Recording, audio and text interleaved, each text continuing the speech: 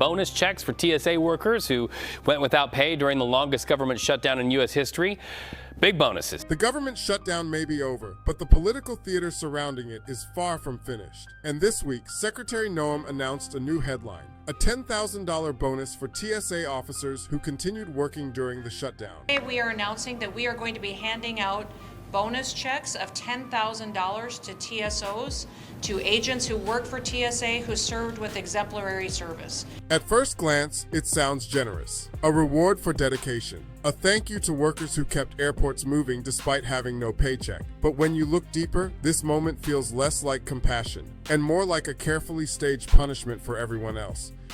So remember, President Trump said he would do this. He also said he would dock some pay. Here's the truth. I'm happy for the TSA workers. They deserve it.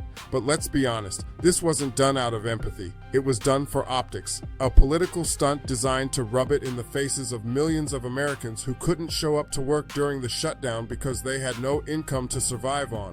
People living paycheck to paycheck don't have the luxury of showing up for free. Families without savings couldn't afford gas, food, childcare, basic life survival, while politicians played games in Washington.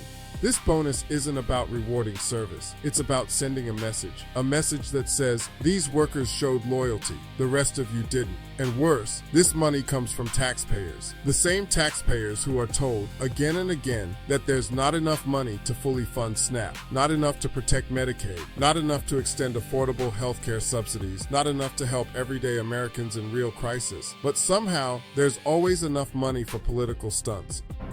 Today, ProPublica published quite a scoop about Trump DHS Secretary Kristi Noem that in any other era, I should say, would be a career-ending scandal. But to understand the pattern of corruption of this woman, we just have to zoom out just a little bit, just for a moment.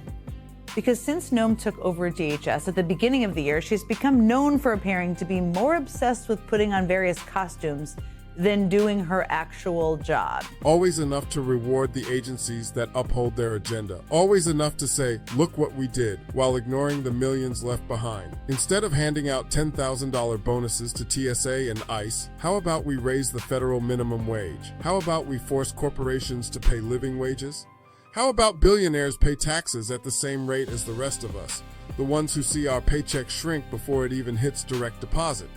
Because then, maybe, just maybe, everyone could afford groceries and healthcare without being pawns in political games. This is Dale, and I'll say this clearly. We need a government that rewards fairness, not loyalty.